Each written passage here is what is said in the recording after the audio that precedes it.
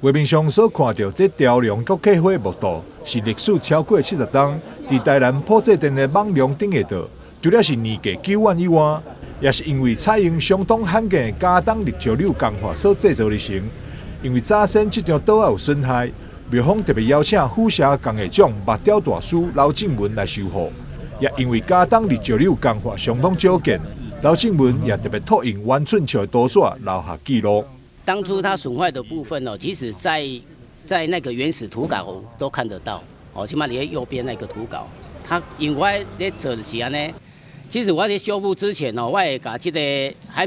没修复之前，我也把它全部的图稿画起来，哦，也可以参考啦哈，可以参考，哦，那它目前这一座比较严重的部分，就是它第一个就是它的骨架已经松动的很严重。然后第二个哈，它掉落的部分，哦，它掉落的部分的是它这个部分，哦，还有这个部分，哦，这个部分，哦，它有一个比较黑色的部分的是都重新再修复的。因为加当立石榴的地位甲工艺性无共一般，庙方甲中西区公所18日特别伫普济镇举办记者会，向大家报告因的修复成果。加当立石榴伫台南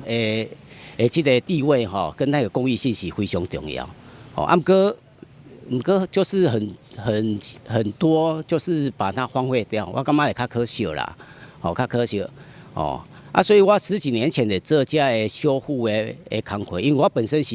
木雕创作者啦，不过我发觉到讲，这个安尼袂使，一定要有关这个政府机关也好，还是公部门，还是民间，咱爱赶紧来保护这个作品。惊咱的传承吼会断层吼，所以讲，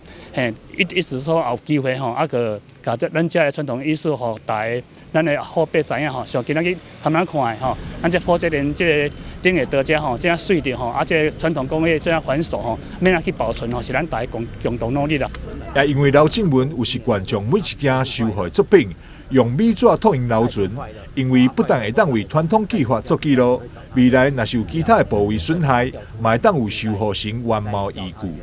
但是新闻张硕维采访报道。